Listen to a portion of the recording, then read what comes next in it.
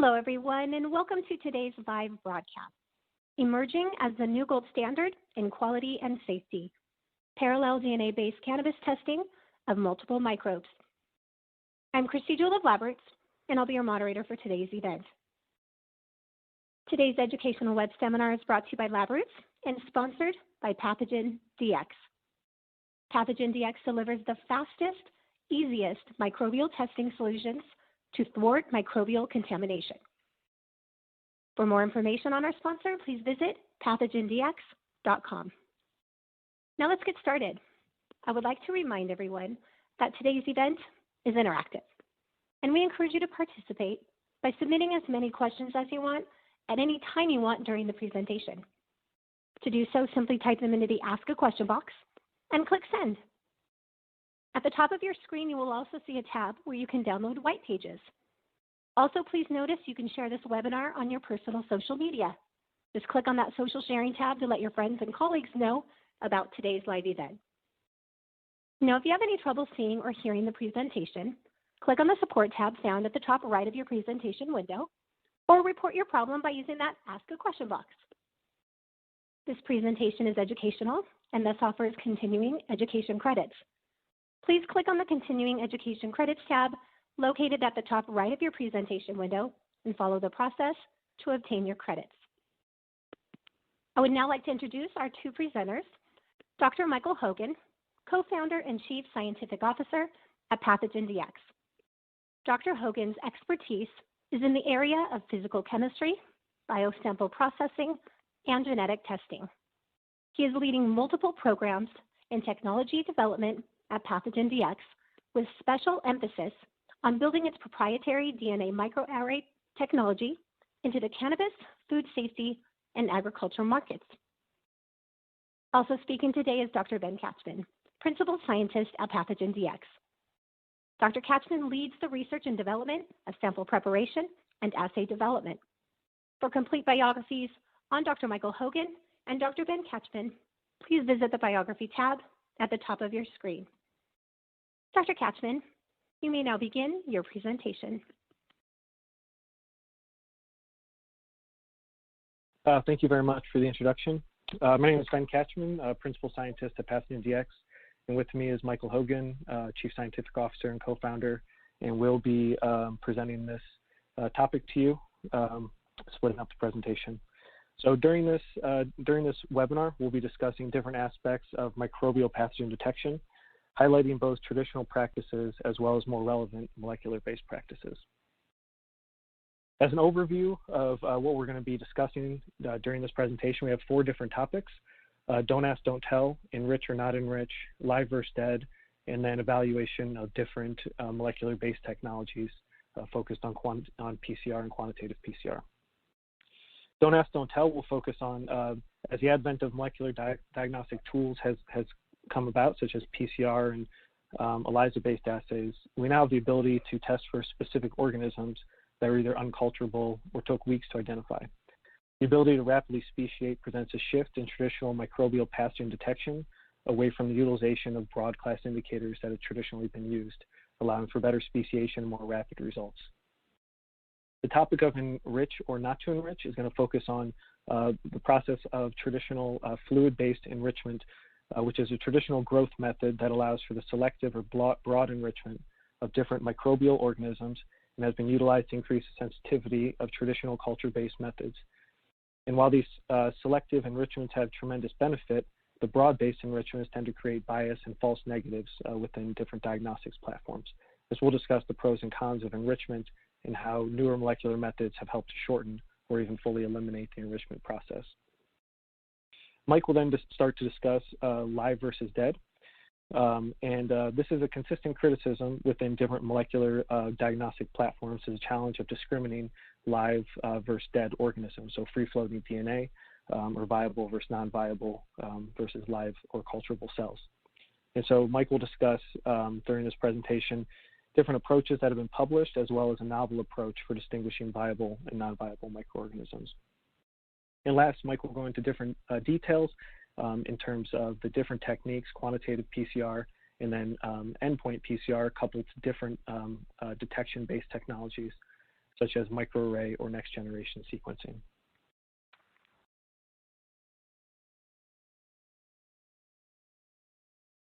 So in terms of historical perspective, with different microbial-based diagnostic techniques, plating or liquid-based culture has really been the gold standard for the past 130 years. And it's really seen a significant advance over that time period in terms of the specificity of the growth medias and the fluid, as well as plate-based growth medias, as well as the enrichment conditions to identify both specific and broad organisms. And while these advances have led to the identifications of thousands of microbial organisms and helped to detect and diagnose different pathogens during outbreaks in food agriculture as well as healthcare settings, these advances are limited really based on the ability to culture any of these organisms. So if you can't culture it, you don't know what's there. And this has kind of led to our knowledge of current microbiology with really less than 1% of the known organisms being able to be cultured. This has kind of restrained the industry and kind of led to limitations within different regulations, because you can only regulate what you can detect, and different regulations are based on current diagnostic standards. Over the past 30 or 40 years, new molecular-based diagnostic platforms have really seen significant advances in terms of speciation, being able to identify numerous microorganisms at one time without the need for tedious culturing techniques or that high-level expertise that a lot of traditional microbiologists have in terms of identifying specific cultures.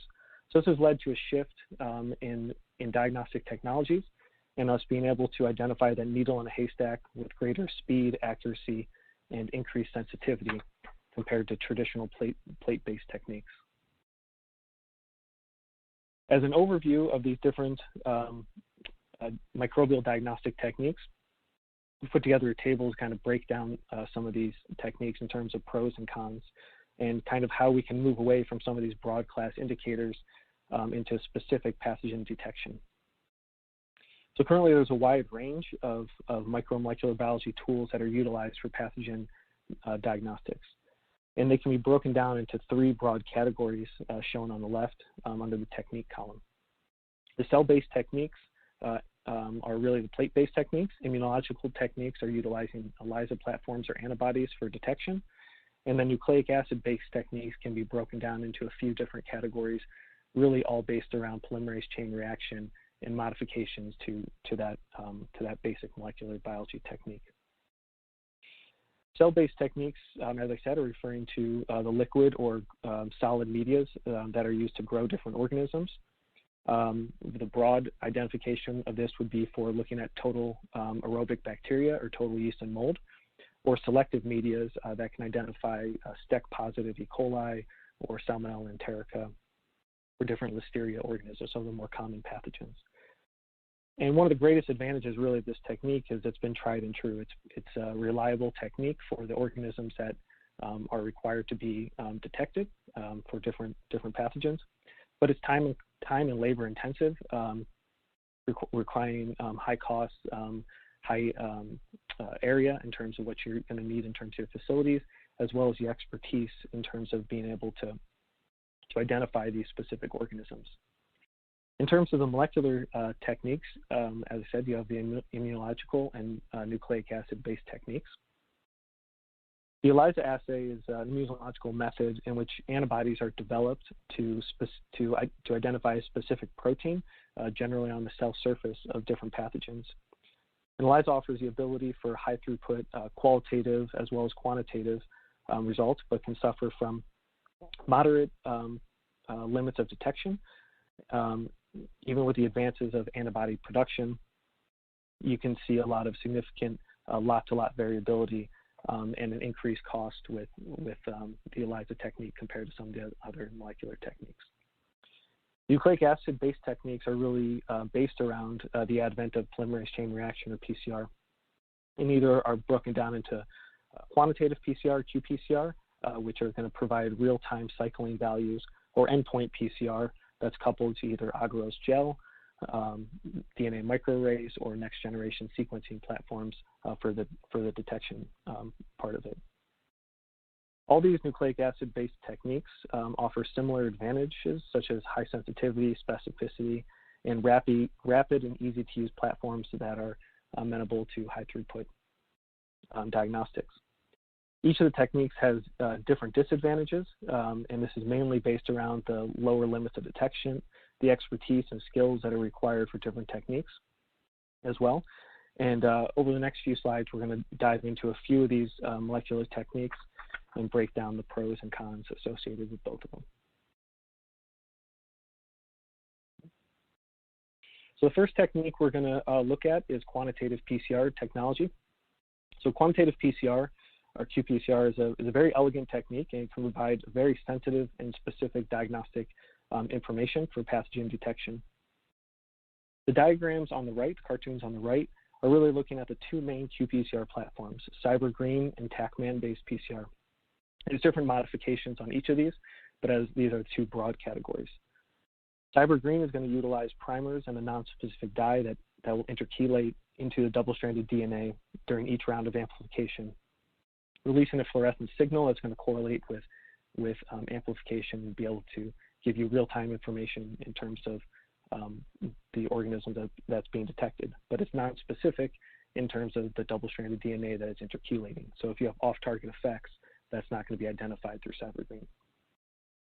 TaqMan is another quantitative PCR method in which you're utilizing primers as well as a complementary specific probe for your sequence. There's different ways of designing the probe, but one method is that as it's being extended, the probe will release, and you'll have a distance being separated from your fluorophore and your quencher, given a fluorescent signal. This provides increased specificity, so you can detect a specific organism of interest.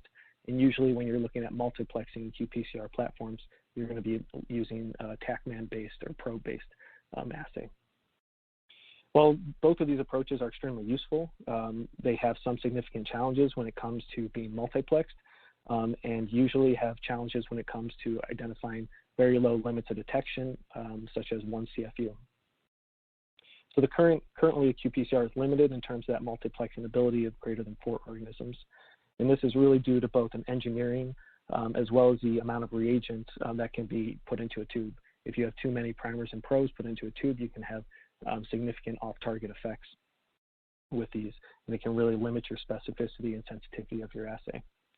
In terms of sensitivity, qPCR can be a sensitive assay, but multiple publications really highlight the lower limit of detection of 4 CFUs to 50 CFUs, and usually requires sample enrichment, meaning that the technique is going to take at least an extra 24 to 72 hours to get a reliable result. So there's multiple companies out there that make very good qPCR platforms and are developing novel assays every day. The next technique we're going to talk about is next-generation sequencing, or Sanger sequencing.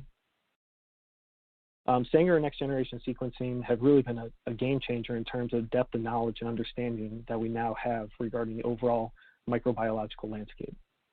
Not only in terms of our understanding of the total amount of organisms present in a sample, but also in terms of genomic sequence identification, which has led to greater specificity in terms of primer and probe design, understanding the genomic content of an organism. The diagram on the right is depicting the differences between Sanger sequencing and next-generation sequencing, kind of in broad terms. In the sequence identification, both platforms rely on endpoint PCR, so not quantitative PCR, but an endpoint PCR platform, followed by the detection with either terminal nucleotides or fluorescently labeled nucleotides that will allow you to either identify your sequence in time or use algorithms to stitch your sequence together.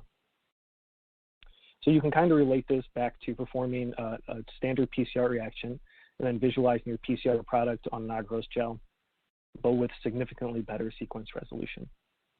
And in the field of microbiomics, in which you're utilizing primers to conserved regions, such as a 16S if you're looking at bacteria, or 18S or ITS regions when you're looking at fungi, being able to design primers to some of these conserved regions has allowed us to gain a greater understanding of the total amount of organisms that are present or either cannabis or food matrices. And the table on the left is from a recent publication in which different strains of cannabis have been subjected to broad fungal sequencing, either in 18S or ITS regions. And what you can really observe through this is kind of a case for moving away from broad class indicators into more specific diagnostic platforms and identifying really the pathogenic organisms of interest.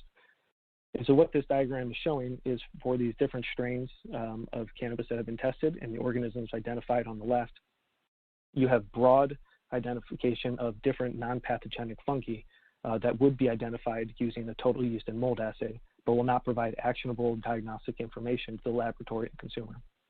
And so, again, what this really highlights is the need to use specific platforms to identify pathogens of interest rather than using broad class indicators that don't provide actionable information to laboratories or consumers. The last technique we're going to talk about is DNA or RNA microarrays. DNA or RNA microarrays have been around for a while, but in terms of being utilized as a diagnostic platform have really turned around in the past 5 to 10 years. So DNA or RNA microarrays are another tool that's similar to next generation sequencing, in which endpoint PCR is coupled to the DNA microarray for sensitive and specific identification of multiple organisms at one time.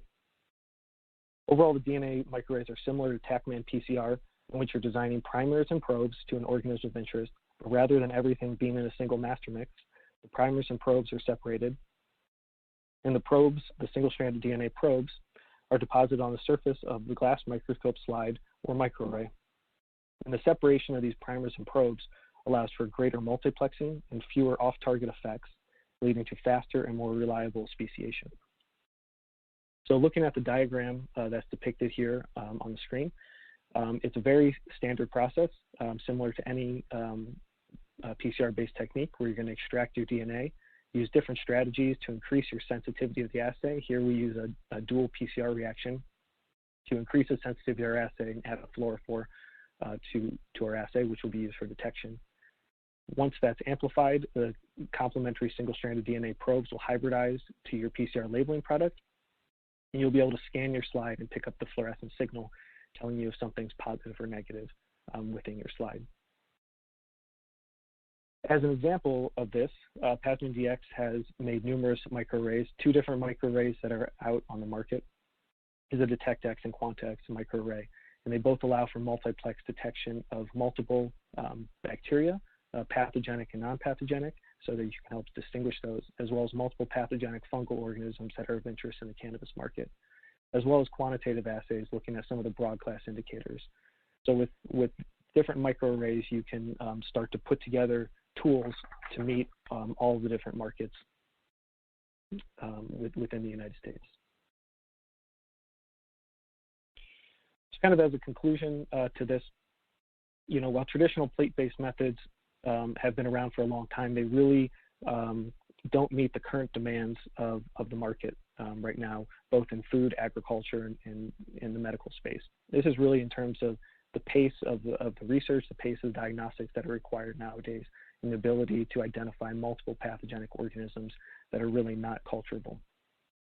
And so with some of these improved specificities, there's multiple molecular techniques that are available to the consumer in which they can mix and match different techniques to get the sensitivity and specificity they need to meet the diagnostic demands of whatever industry they're in.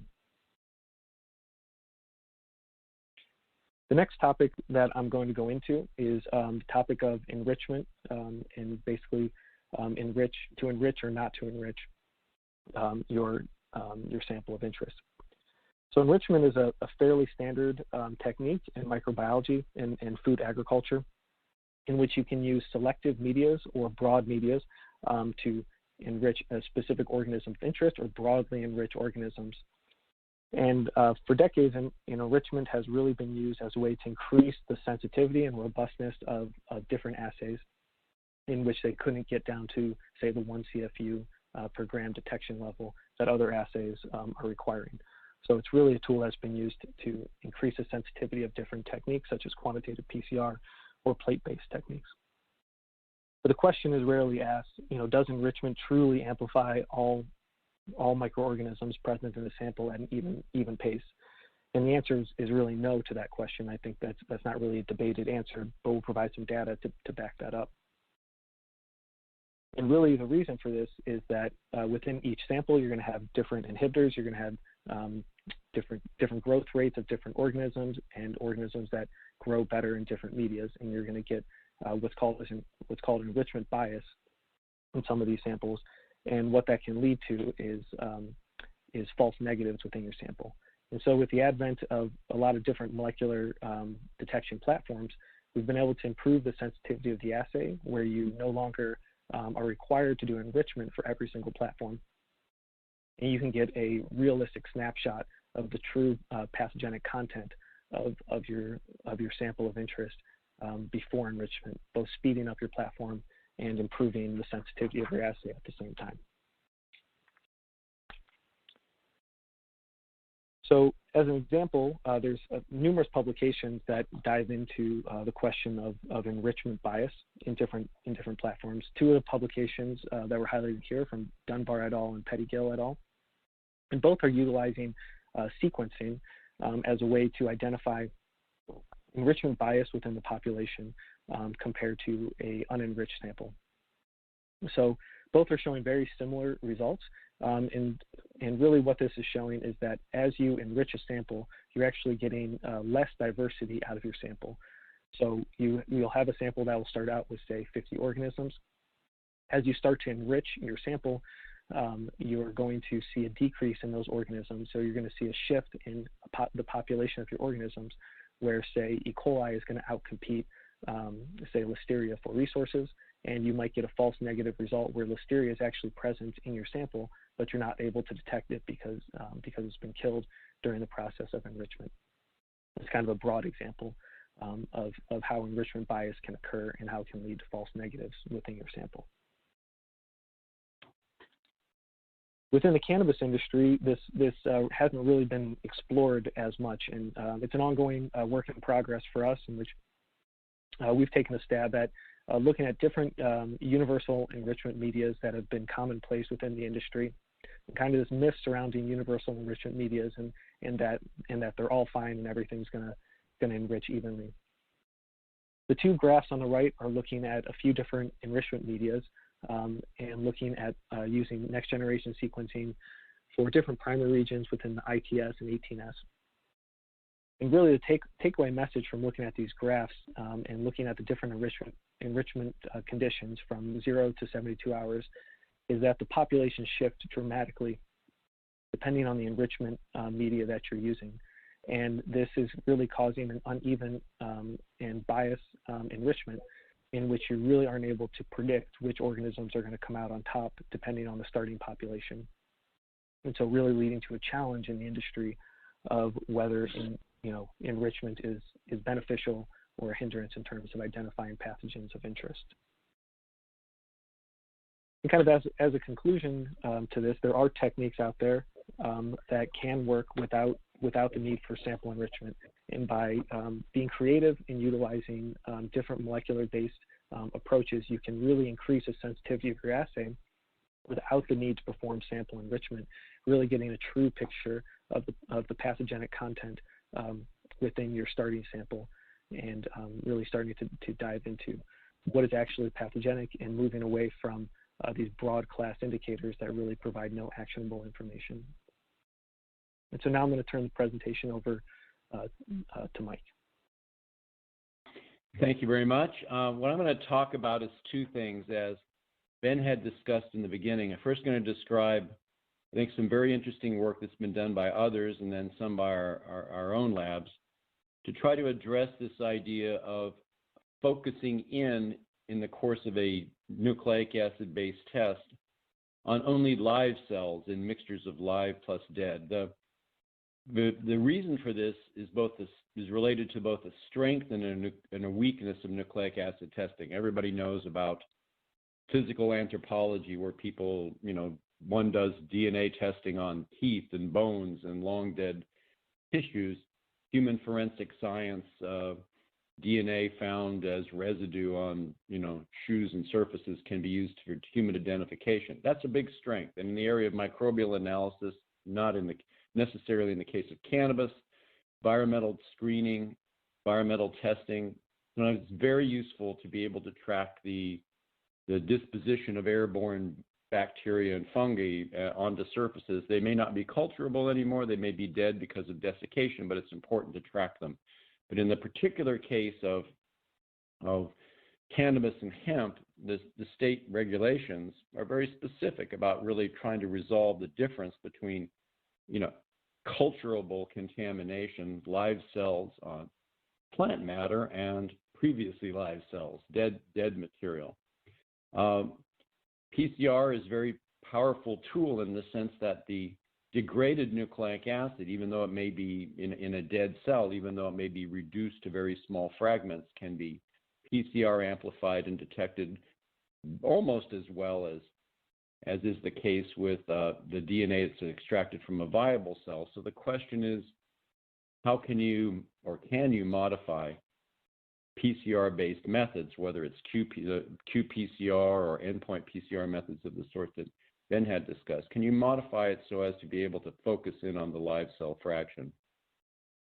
For several years now, there's been some really elegant dye-based methods that have been developed to do this, and they're either based on staining of cells, that is, apply a fluorescent dye that would be taken up into dead cells, but are generally protected from uptake in a living cell, and you can simply count, so things like backlight and trypon blue and so forth can distinguish live versus dead cells based upon which, take up the dyes and which do not.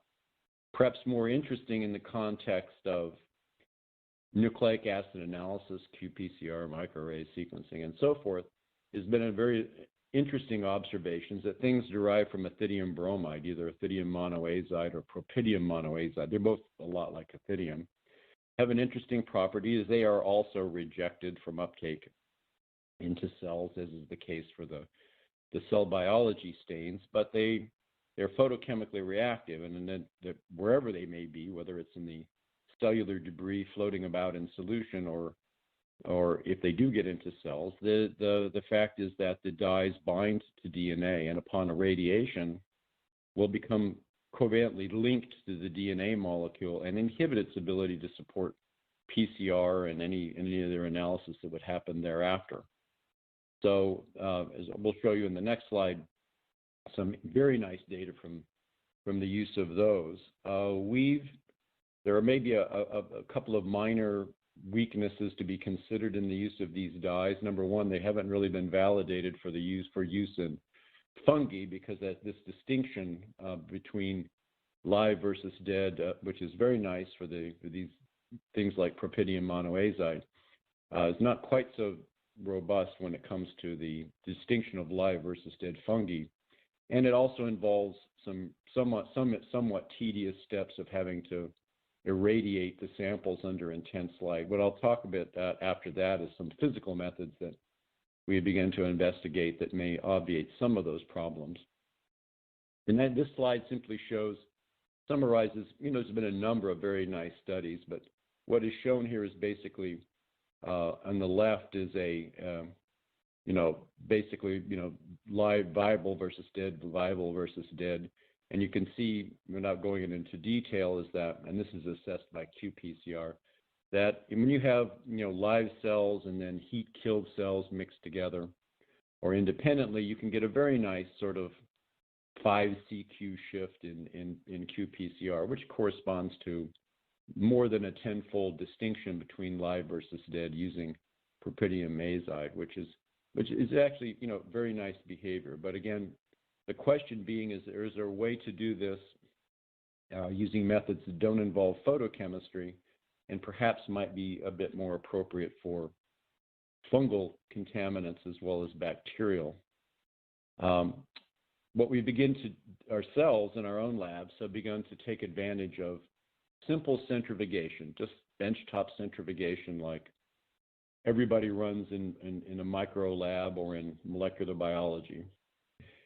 And part of it's because of the processing that we do ourselves in our own nucleic acid tests, which starts out with a simple centrifugation to harvest cellular material, whether from culture or from extracted from cannabis or hemp, to form a pellet. And if you go back and look at the literature, which is summarized in broad terms here, it points out that, as everyone knows, that bacteria and fungi, generally speaking, sediment quite rapidly under ordinary conditions, benchtop centrifugation, 4,000 Gs, to form nice pellets, the yeses marked in green.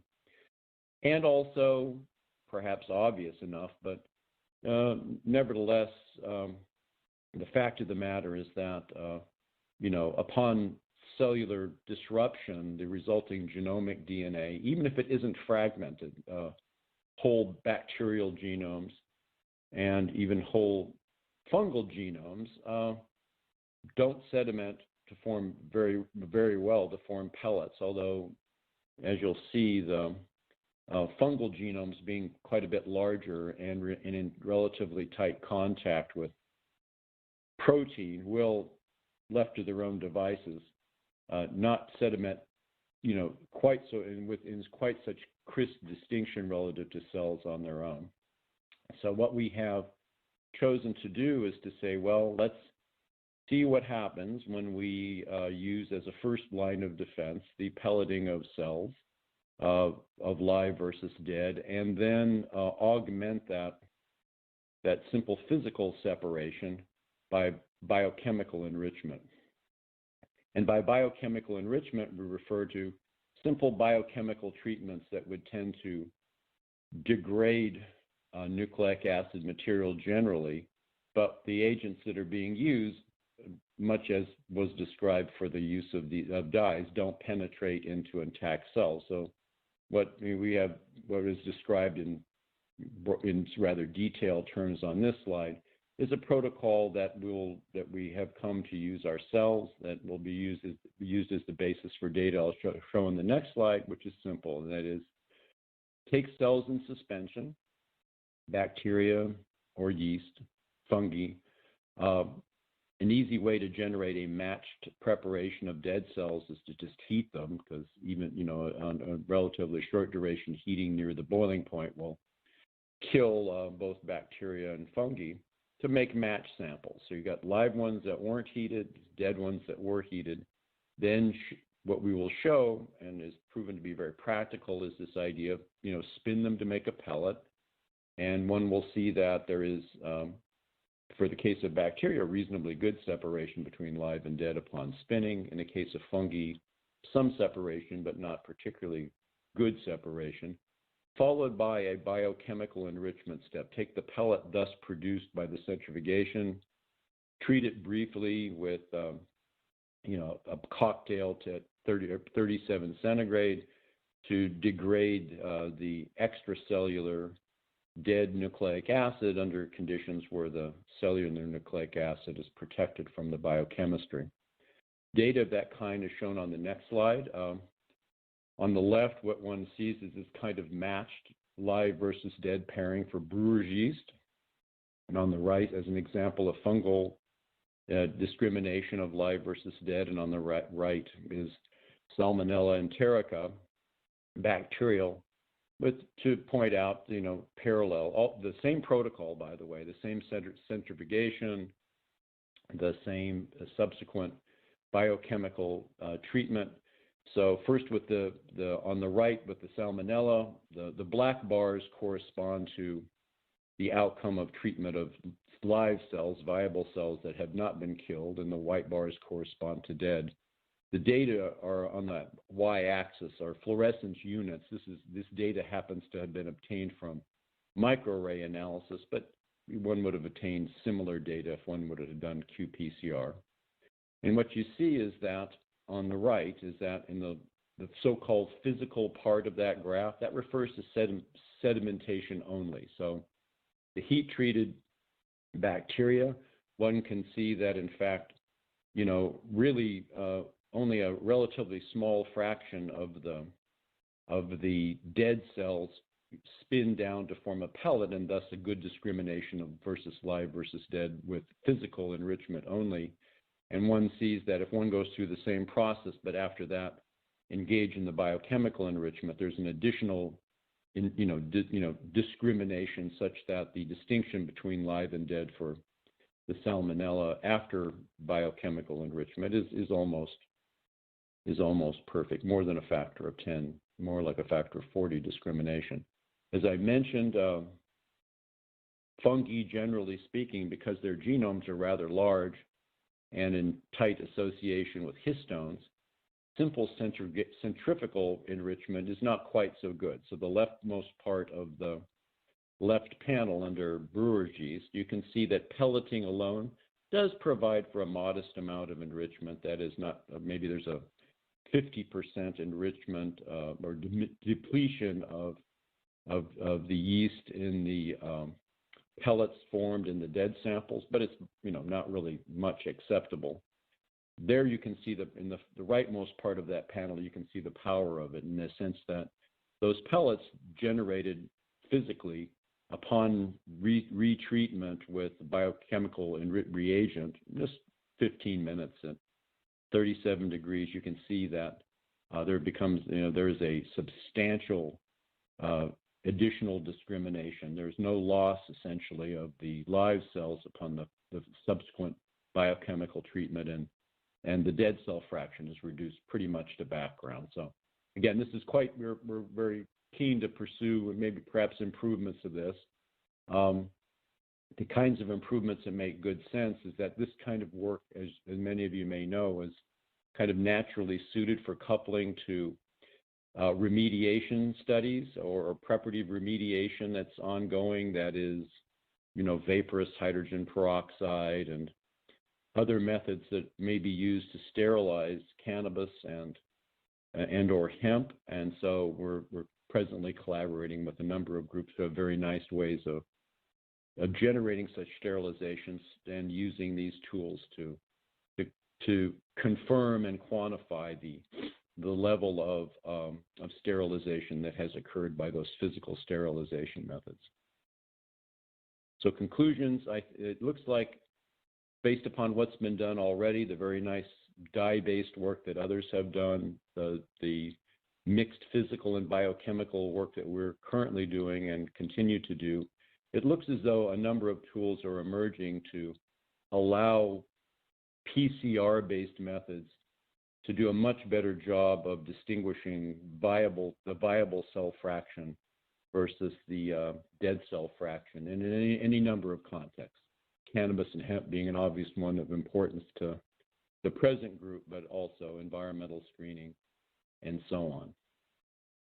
Now, in the next and final part of the talk, I'm going to revisit a bit of what Ben had talked about in terms of the two sort of principal classes of PCR-based nucleic acid analysis, real-time PCR, QPCR, such as Katchman, and then methods that fall into the category that Ben had described of endpoint PCR. That is where as I will show in the next slide, where the PCR reaction has been allowed to go very close to completion.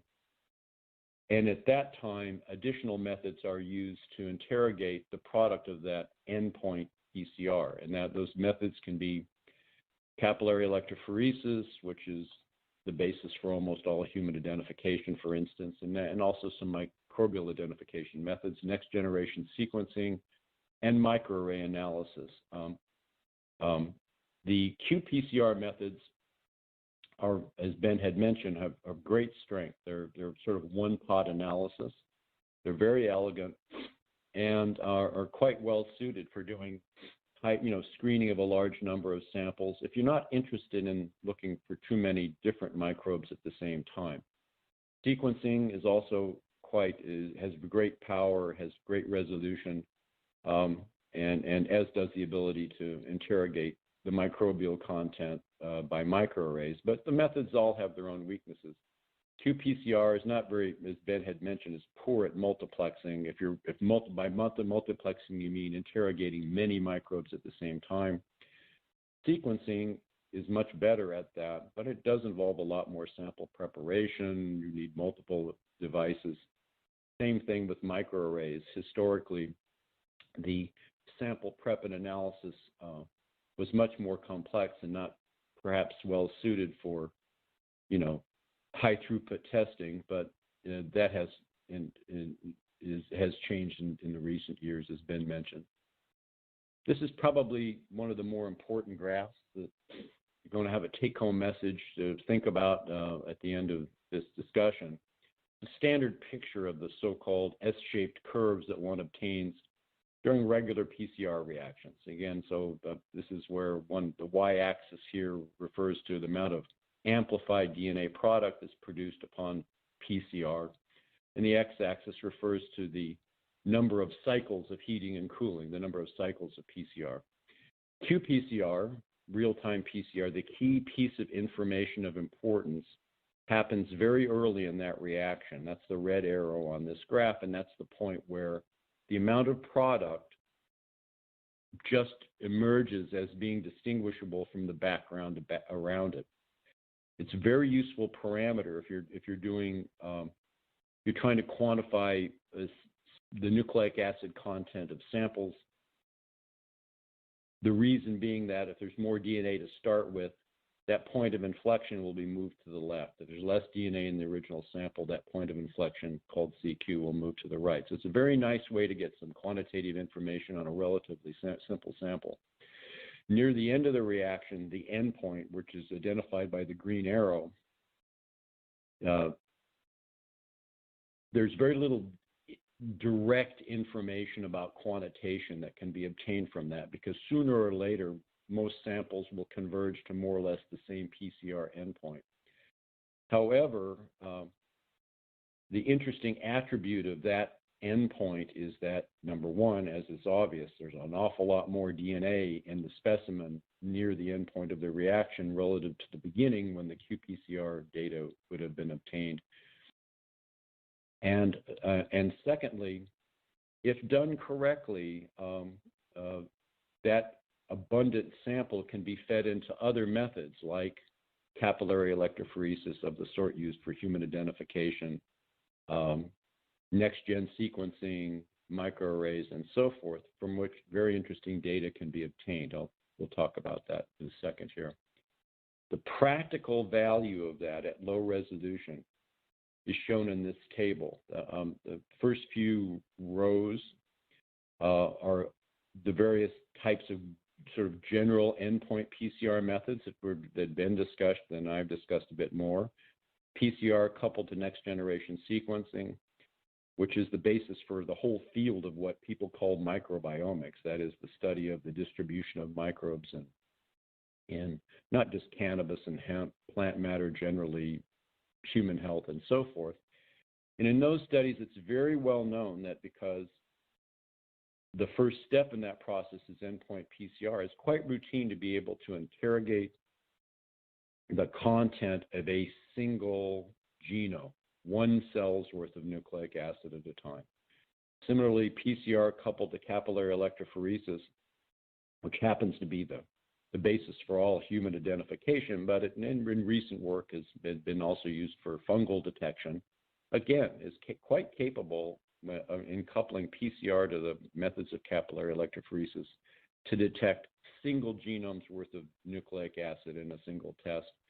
Similarly, PCR coupled to microarray analysis, again, because it has the same endpoint PCR reaction at the beginning, is quite clearly capable of detecting and analyzing the contents of one genome's worth of nucleic acid. And as Ben had mentioned earlier, and is actually quite well known from the literature, that because the key information to be obtained by qPCR is obtained early on in the PCR reaction, the so-called CQ value, the limits of resolution are a bit reduced because you have to live with what you've gotten early in the reaction relative to late. And so it's somewhere between one order of magnitude or a bit higher, bit lower resolution. That is, you can't see a single genome's worth of nucleic acid in qPCR. Generally speaking, it generally requires 10 or perhaps more times nucleic acid than that. And that's, as Ben had mentioned, that's a non-trivial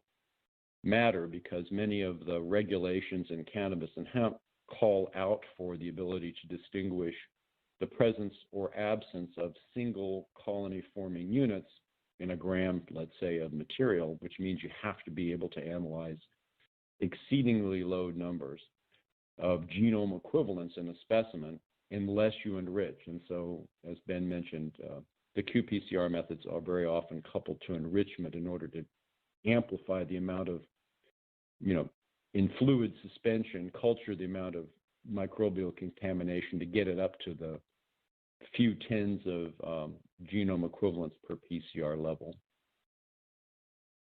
What I'm going to show here, again, although it's a complicated slide, I think is a very useful one that sort of summarizes, I think, the very interesting attributes of endpoint PCR, in this case coupled to microarray analysis. And so what's shown on this slide is a series of doping experiments where purified nucleic acid from Aspergillus niger or purified nucleic acid from Flavus or Fumigatus or Terraeus is introduced into an endpoint PCR reaction, and subsequent to that reaction, in this particular case, is analyzed by microarray analysis of the sort that we do, but you would have gotten somewhat similar generalized results from next-gen sequencing or from capillary electrophoresis.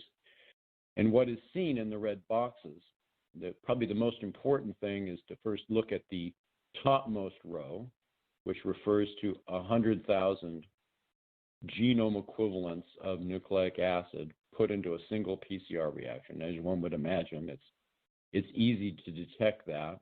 But what's important, and as in this particular case, let's say Aspergillus niger was introduced, and in the column of analysis for Aspergillus niger, there's obviously an awful lot of signal. In this case, it's fluorescent signal coming off the microarray.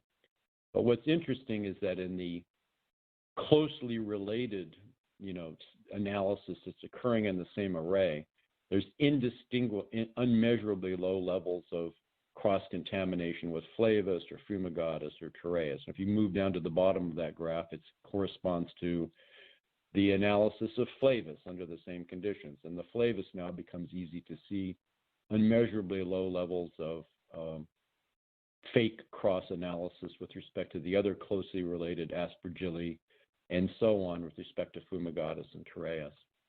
So it points out, again, the top row in each one of those four quadrants points out something that's very important, that if done correctly, it's not unique specifically to microarrays, but microarrays are good at this. By uncoupling the PCR amplification reaction to the subsequent analysis, one can get very good specificity. So here, we're 100,000 genome copies in the PCR reaction, you've in fact overwhelmed the entire system, and yet there's really almost no, fake cross analysis. You cleanly can identify when you put in niger, you see niger. When you put in Flavus, you put in Flavus, and so forth.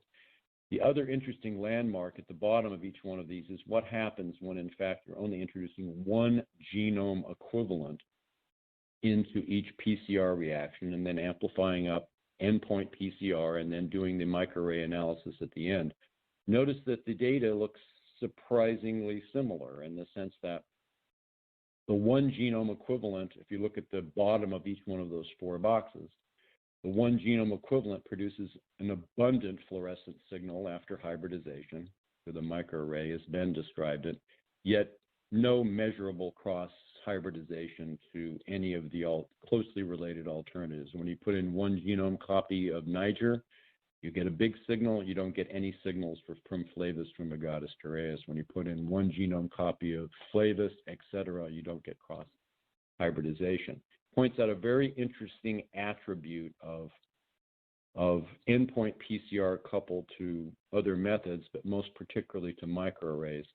It gives you the ability to, very often in analytical chemistry or analytical microbiology, you have a situation where you say, well, you might have great sensitivity, but in the limit of, let's say, vanishingly small quantities of input material, like one genome, you won't have much, you won't have much specificity. That is, how can you have both? Things that tend to be very sensitive tend to be very nonspecific, and conversely, things that tend to be very specific tend to be relatively, insensitive. And you can see that, in fact, that's not so here. So the take-home message, which has been seen by us and by others, is that number one, the lower limit of detection for endpoint PCR, followed by something like microarrays, is easily at or below 1 genome equivalent per reaction. And if done correctly, can generate data of that kind that are extremely specific, not just when there's a tiny amount of specimen in the sample, but when, in this particular case, you've introduced 10 to the 5th times more material. So very nice capacity to resolve things at the limits of almost a theoretical limit of sensitivity. And so really, just to finish up, I think this part of it, again, kind of a take-home message to think about, is that in evaluating the pluses and minuses of real-time PCR and versus endpoint PCR methods, real-time PCR is very practical, it's elegant, but generally speaking, the lower limits of detection are in the 10 to, perhaps 1 or 2 dozen genome equivalents per assay.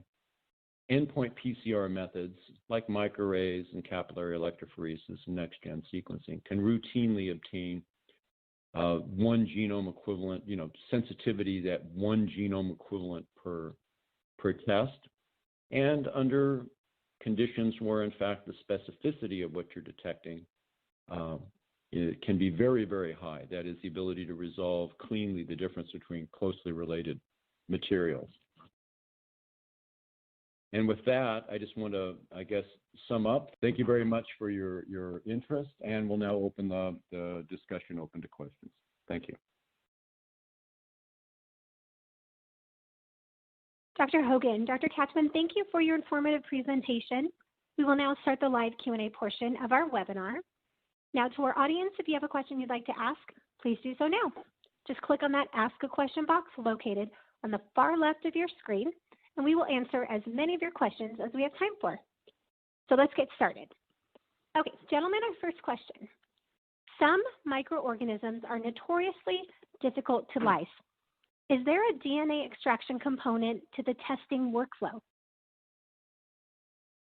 Yes, in the sorts of analysis that we have shown, particularly in the context of the live versus dead, but generally speaking, in all of the work that we do ourselves, the workflow is, as I sort of alluded to quickly, is to generate a pellet, and that pellet, as I agree with the person who asked the question, must be opened up in order to be analyzed. And so the routine aspect of what happens thereafter is that we do an extremely robust lysis step. Part of our kit, and I think a valuable aspect of the technology that we've developed, is we can make such a pellet, lyse it at temperature under conditions that are extremely caustic, can release the DNA complement of bacteria and fungi into a very small volume. And then what we do to it after that, again, is kind of our approach to things, is that we neutralize. We have ways of neutralizing that lysis solution,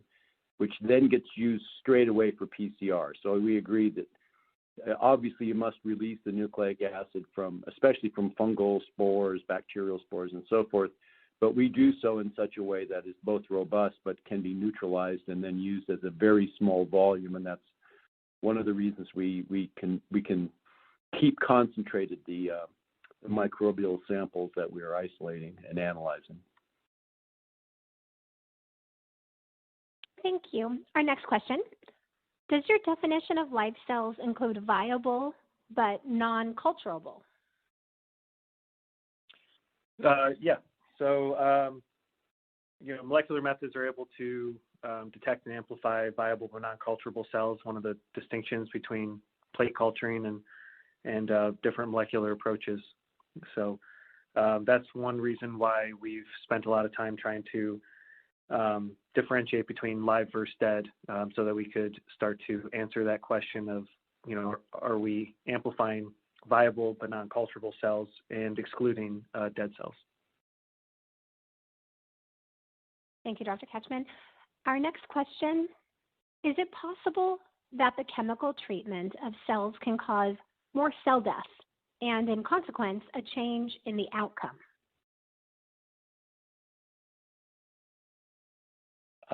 Yes, Hogan here. I guess I'll interpret it in the following way, and that is the chemical treatments of cells that that are done analytically, almost certain, for instance, in the case of Propidium monoazide, frankly, it is almost certain that in the case of using such photochemistry, the previously live cells that would be treated by PMA will be killed. They will remain physically intact so that the nucleic acid in them can be recovered. But in those cases, the chemical treatment to distinguish live versus dead almost certainly, although keeping the live cells intact, will kill them. But the next step in that process is not to culture them in any case. It's to extract harvest the nucleic acid from those treated cells. The case of in our case of the combination of physical and biochemical treatment, it's a little bit different actually. The physical treatment, the formation of pellets, retains viability, and although we haven't spent a great deal of time studying it, the biochemical enrichment that we do thereafter probably retains viability in most cases, but we have not really characterized that because, again, our primary interest is to take the cells obtained thereafter and then go through this process of lysing that I just discussed in my previous response and so on. So, but generally speaking, these live versus dead treatments are mostly, up until now have been generally studied and optimized in the content of quickly, just straight away extracting the nucleic acid from the resulting live cell fraction and not worrying too much about whether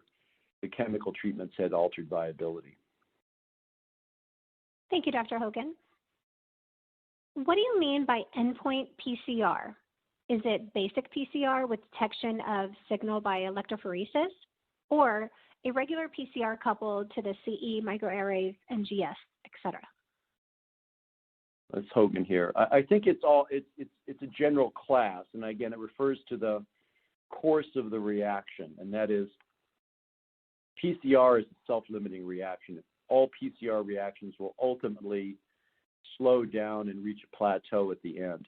And it's that act of forming the plateau at the end where you produced as much nucleic acid as you're going to, and the reaction has either has stopped because either you've depleted one or more of the reagents in the PCR reaction, but actually most of the time it's due to its endpoint, its product inhibition, the production of the amplicons themselves and or inorganic phosphate produced during the enzymatic reaction, tends to slow or shut down the reaction. It's the act of reaching that plateau point that is the end point of PCR.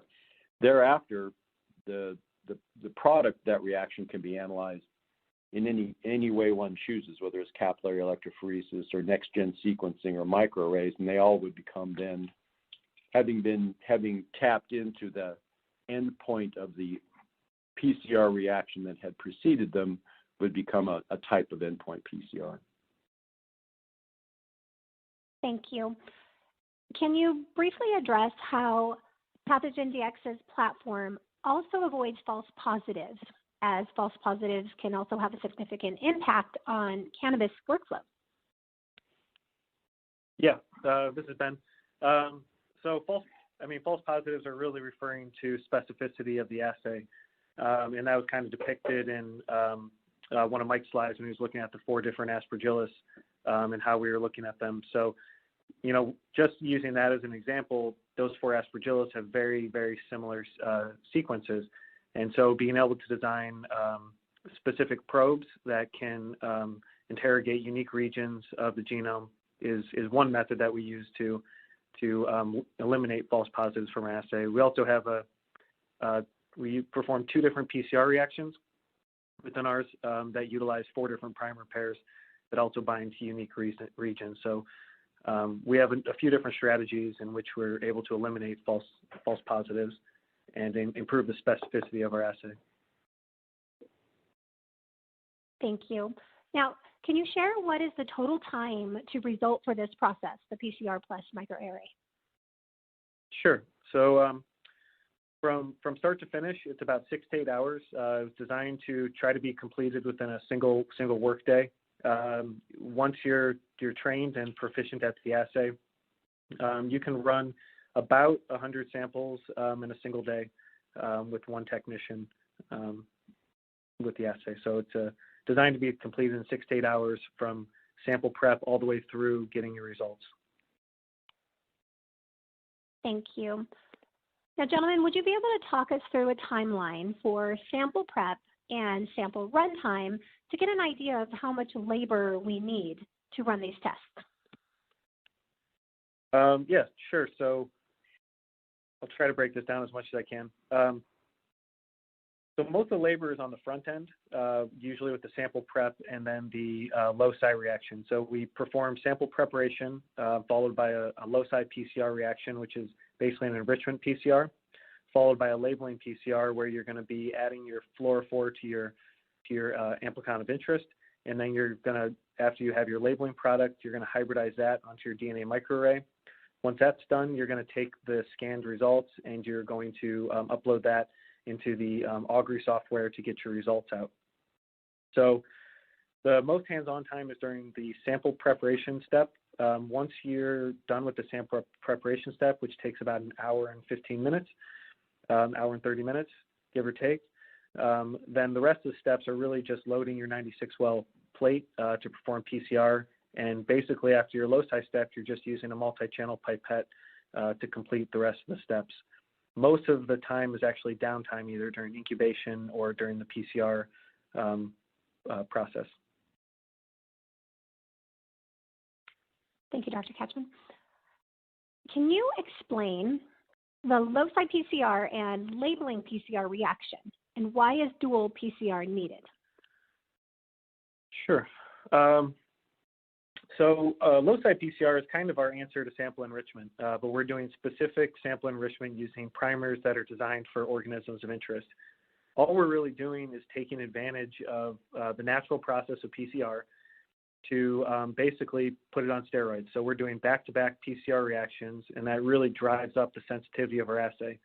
So for example, if you have a 1 CFU or very low limit of detection, very low level of an organism present in your sample during the loci step, that step's really designed to try to amplify that specific organism to a range where when you start your labeling PCR step, it's going to amplify earlier in the PCR cycle and improve your sensitivity. The loci PCR step is just normal PCR. There's nothing special about it. It's just a multiplex PCR reaction. The labeling PCR is a nested bias PCR reaction. We have nested primers inside your loci product, and then one of those primers is put in abundance, and that primer has a fluorophore conjugated to it. So the benefit of that is when you're finished with your labeling PCR reaction, you're going to have a pool of single-stranded DNA that has your fluorophore already conjugated to it, and you go directly to hybridization.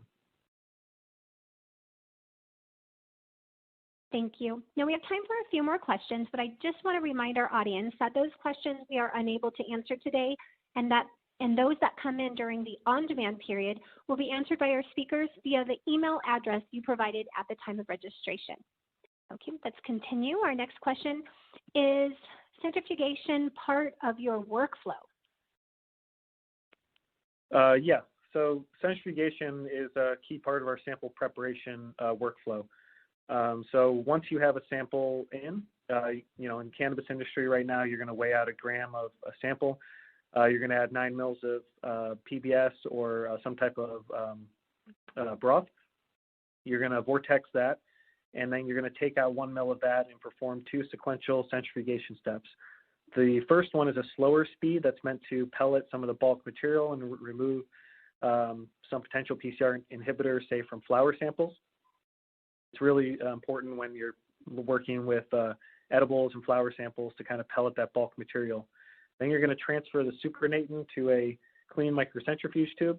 And then the second centrifugation step is where you're going to be pelleting your microorganisms of interest. So that's a faster spin at 14,000 Gs. The centrifugation steps also help to eliminate all of the free-floating and a good majority of the dead cells. As you can see, it depends on the organism, how well that gets taken care of, but that's the benefit of the two centrifugation steps. From there, you're just performing the normal sample digestion process. Thank you.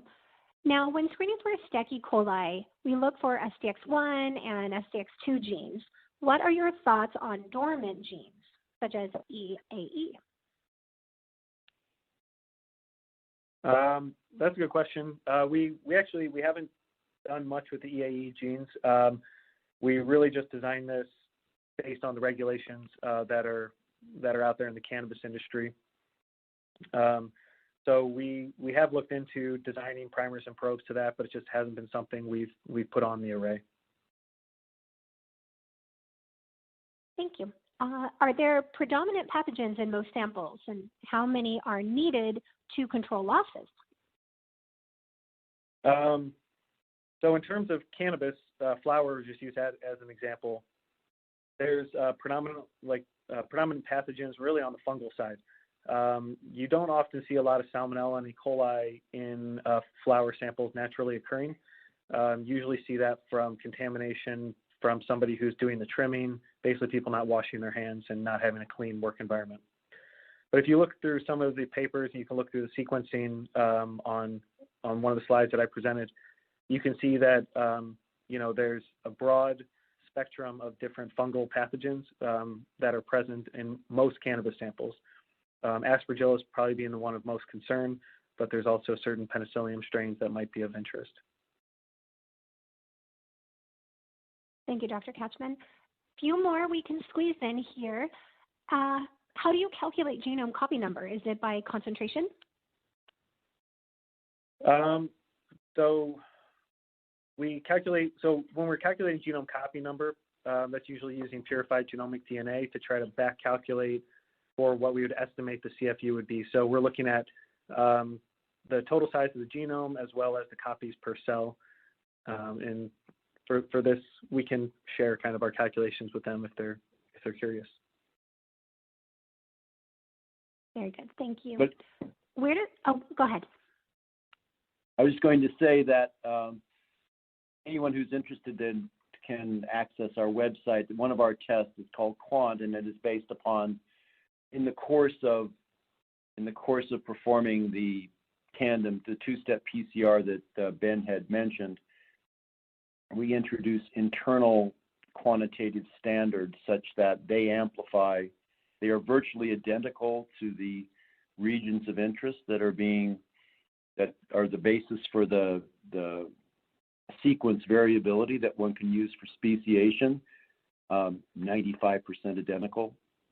They are amplified at the same time, and because we can do this readily, at time of microarray analysis, they are available to be hybridized to their own sequence-specific probe spots on the array in parallel with the amplified bacterial or fungal complement that is in the sample, and then by direct as Ben had said, by direct referencing internally of the signal obtained from the unknown sample to the internal reference sample, we can obtain which is known in terms of the number of copies per reaction, we can obtain the relative number of nucleic acid copies in the unknown. Thank you. Now, we're almost out of time, so let's wrap with this final question. One of the hurdles we face here in Hawaii, utilizing PathogenDx for compliance testing, is convincing our clients the reliability and consistency that PathogenDx can provide. A huge concern is convincing our clients that a positive that is detected is not a false positive. Could you briefly reiterate how your product has been validated by other independent entities for other state departments of health? Also, is there any other information that you can reiterate on how your product minimizes false positives? Sure. That's a lot of information for that question.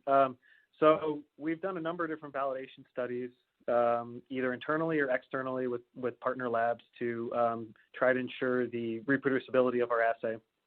When you're looking at two different assays, when you're looking at detect assays versus quantitative assays, you're looking at different standard deviations. I think a big problem overall, though, in the industry, or most industries, is basically as we switch from plate-based methods or visual methods of detection to molecular methods, there's a difference in the sensitivity and specificity of the assay.